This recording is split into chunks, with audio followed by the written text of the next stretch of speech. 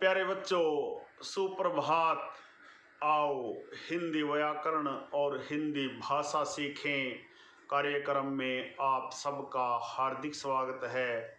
प्यारे बच्चों, आज हम NCERT द्वारा कक्षा 7वीं के पाठ्यक्रम में शामिल आश्रम का अनुमानित व्यय नामक पाठ का सार अथवा सारांश तथा इसके अभ्यास के महत्वपूर्ण प्रश्न उत्तर सीखने का प्रयास करेंगे।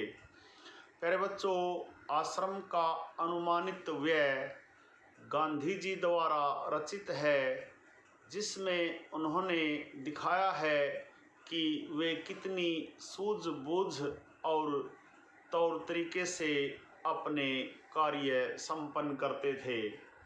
प्यारे बच्चों, आइए आश्रम का अनुमानित व्यय नामक पाठ का सार अथवा सारांश जानते हैं। आश्रम का अनुमानित व्यय पाठ गांधी जी द्वारा रचित है। इसे पढ़कर हम यह जान सकते हैं कि गांधी जी कितनी सूझबूझ व तरीके से काम करते थे। यहाँ एक आश्रम के अनुमानित व्यय का ब्यौरा उन्होंने पेश किया है।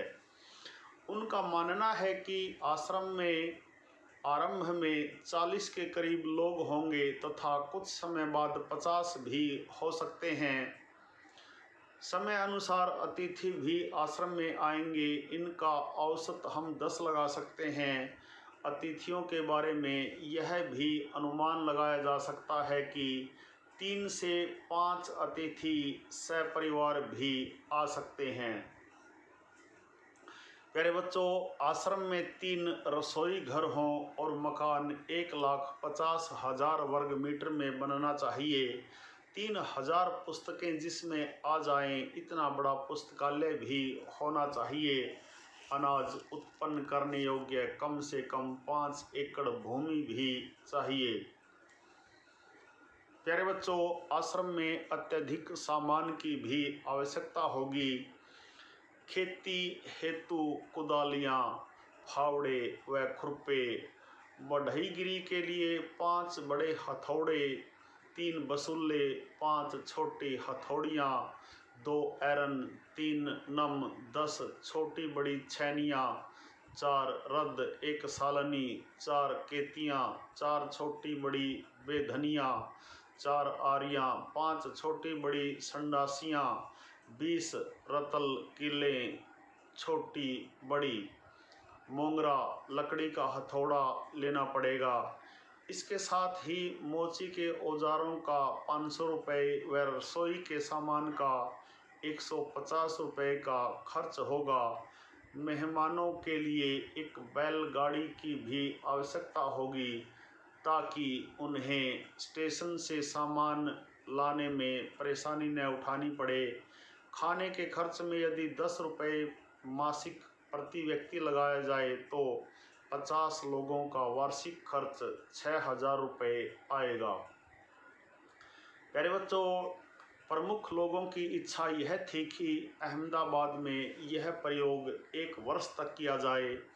अहमदाबाद 1 वर्ष तक सब खर्च उठाए। गांधी जी की तो यह मांग भी थी कि अहमदाबाद उन्हें पूरी ज़मीन और मकान सभी दे दे, तो बाकी खर्च वे कहीं और से या दूसरी तरह जुटा लेंगे। फिर उन्होंने सोचा कि 1 वर्ष का या इससे कुछ कम दिनों का खर्च अहमदाबाद को उठाना चाहिए। यदि अहमदाबाद 1 वर्ष के खर्च का बोझ उठाने के लिए तैयार न हो तो खाने के खर्च का इंतज़ाम मैं कर सकता हूँ। उन्होंने यह भी कहा कि खर्च का यह अनुमान जल्दी में तैयार किया है, इसलिए यह संभव है कि कुछ मदें मुझसे छूट गई हों। इसके अतिरिक्त खाने के खर्च के सिवा मुझे स्थानीय स्थितियों की जानकारी नहीं है, इसलिए मेरे अनुमान में भूल भी हो सकती है। उनका विचार था कि अहमदाबाद सब खर्च उठाए तो विभिन्न मदों में खर्च इस तरह होगा। प्यारे बच्चों, बंगला और खेत की ज़मीन किताबों की अलमारियों का खर्च, बढ़ई के औजार, मोची के औजार, चौके अर्थात रसोई घर का सामान, एक बैलगाड़ी या घोड़ा गाड़ी, 1 वर्ष के लिए खाने का खर्च 6,000 रुपये। मेरा ख्याल है कि हमें लोहार और राज के औजारों की भी ज़रूरत होगी। दूसरे बहुत से औजार भी चाहिए, किंतु इस हिसाब से मैंने उसका खर्च और शिक्षण संबंधी सामान का खर्च शामिल नहीं किया है। शिक्षण के सामान में 5-6 देसी हाथ करघों की भी आवश्यकता होगी।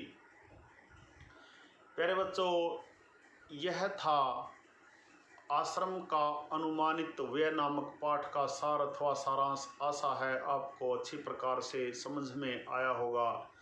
प्यारे बच्चों, यदि आप किसी कविता, कहानी, पाठ, निबंध, लेख आदि का सार अथवा सारांश अच्छी प्रकार से जान लेते हैं तो उस कविता, कहानी, पाठ, लेख, निबंध आदि पर आधारित प्रश्नों के उत्तर आसानी से दे सकते हैं।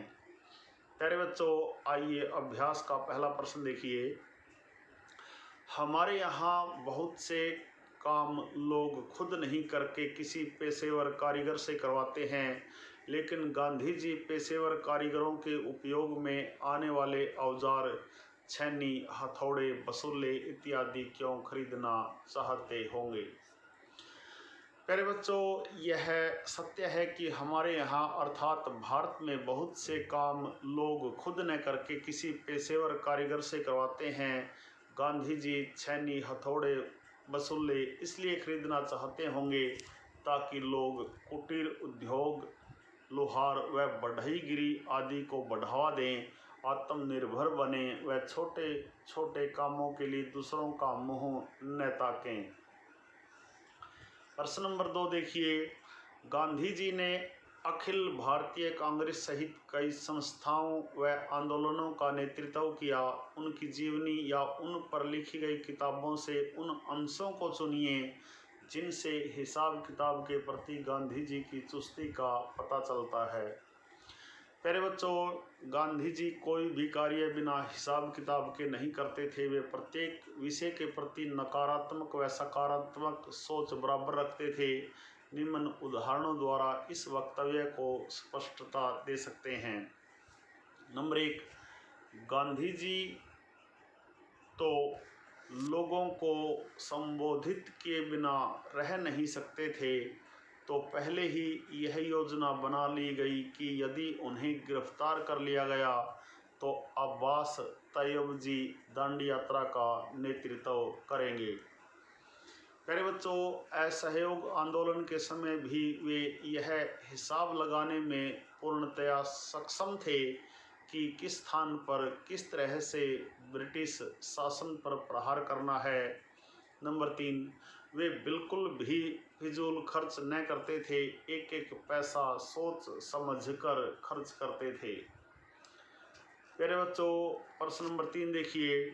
मान लीजिए आपको कोई बाल आश्रम खोलना है। इस बजट से प्रेरणा लेते हुए उसका अनुमानित बजट बनाइए। इस बजट में दिए गए किन किन मदों पर आप कितना खर्च करना चाहेंगे, किन को जोड़ना हटाना चाहेंगे। प्यारे बच्चों, यदि आपके मस्तिष्क में इस तरह का कोई आश्रम या बाल आश्रम खोलने का विचार है तो आप संभव उपलब्ध साधनों के आधार पर अपने खर्च को घटा या बढ़ा कर सकते हैं। अपनी आवश्यकता अनुसार सामान खरीद सकते हैं। प्रश्न नंबर 4 देखिए। आपको कई बार लगता होगा कि आप कई छोटे मोटे काम जैसे घर की पुताई, दूध दोहना, खाट बुनना करना चाहें तो कर सकते हैं। ऐसे कामों की सूची बनाइए जिन्हें आप चाहकर भी नहीं सीख पाते। इसके क्या कारण रहे होंगे, उन कामों की सूची भी बनाइए जिन्हें आप सीख कर ही छोड़ेंगे। प्यारे बच्चों, हमारे जीवन में ऐसे बहुत से कार्य होते हैं जिन्हें हम चाहकर भी नहीं सीख पाते, जैसे घर की पुताई सफ़ेदी वाला करता है, दूध वाला दूध दोह देता है और खाट बुनने वाले से बुनवाई जाती है। कुछ ऐसे निम्न कार्य हैं जो मैं चाहकर भी नहीं सीख पाता। नंबर 1, खेती बाड़ी करना। मुझे खेतों में घूमना, अनाज फल बोना व फसलें देखना बहुत अच्छा लगता है। मेरा भी मन चाहता है कि किसान की तरह कड़ी मेहनत करूं। 2, कॉपी बनाना। मुझे बहुत शौक है कि छोटी मोटी कापियाँ खुद बनाऊं, क्योंकि कॉपी बनाने में सारा काम हाथ से ही करना होता है। नंबर 3, मेज़ कुर्सी बनाना। कभी कभी मेरा मन करता है कि अपने पढ़ने के लिए अपने आप एक मेज़ कुर्सी बनाऊं। नंबर 4, कपड़े रंगना। कपड़े रंगना मुझे बहुत अच्छा लगता है, लेकिन गर्म पानी में हाथ डालने से डर लगता है और साथ ही रंग मिलान समझ नहीं आता। प्यारे बच्चों, प्रश्न नंबर 5 देखिए।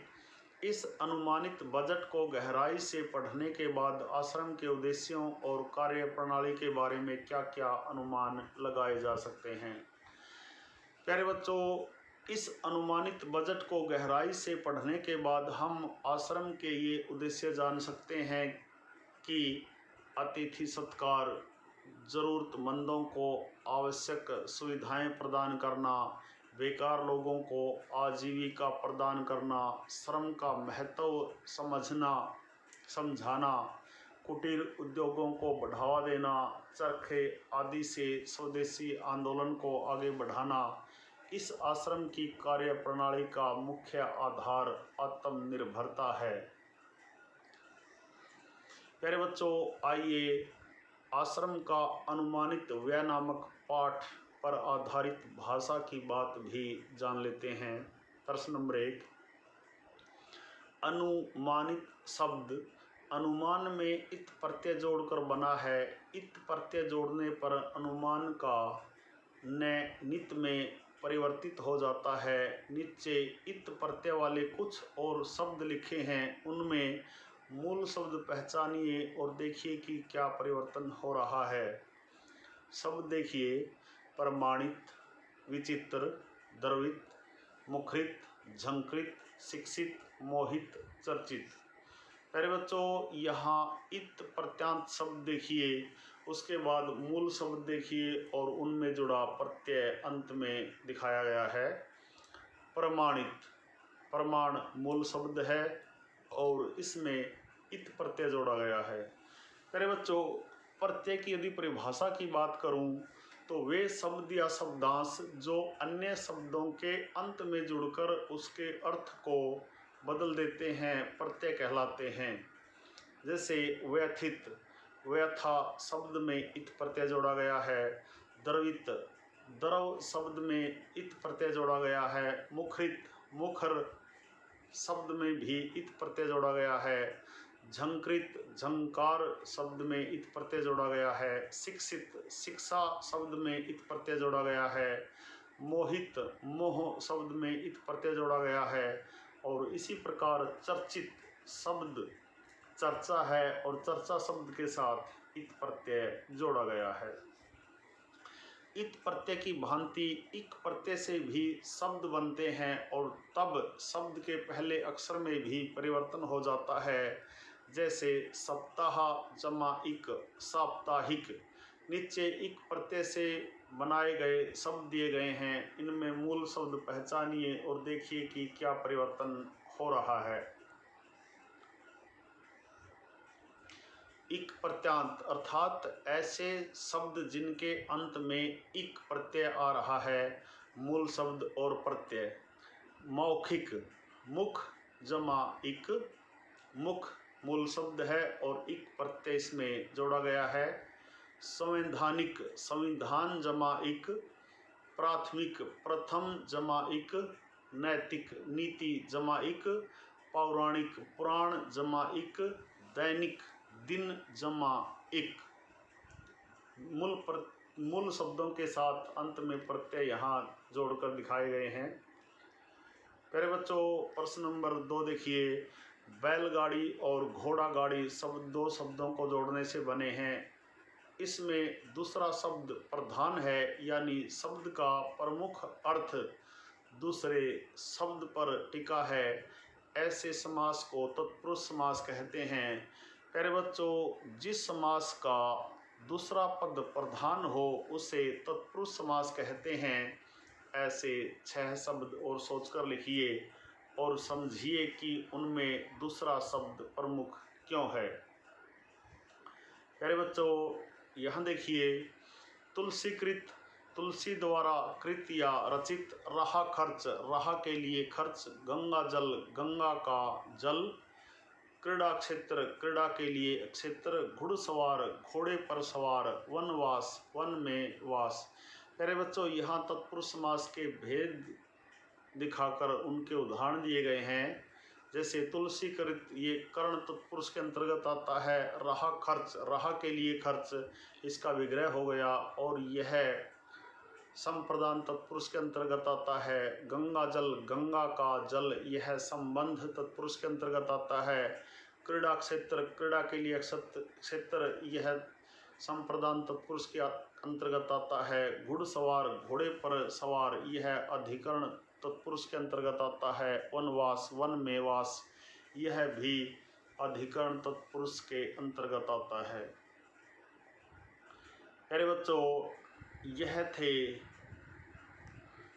आश्रम का अनुमानित व्यय नामक पाठ के अभ्यास के महत्वपूर्ण प्रश्न उत्तर। आशा है आपको अच्छी प्रकार से समझ में आए होंगे।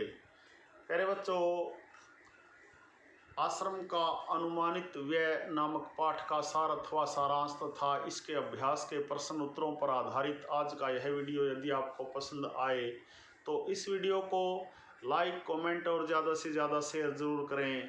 प्यारे बच्चों, यदि आप वास्तव में गंभीरता के साथ हिंदी व्याकरण और हिंदी भाषा को सीखना चाहते हैं तो आपके अपने YouTube चैनल संगम टीवी हिंदी व्याकरण को सब्सक्राइब जरूर करें और वीडियो पर दिए बेल आइकन को जरूर दबाएं ताकि संगम टीवी हिंदी व्याकरण पर पढ़ाए जाने वाले पाठों का सबसे सरल और सटीक विश्लेषण YouTube पर अपलोड होते ही उसका नोटिफिकेशन सबसे पहले आपके पास पहुंचे।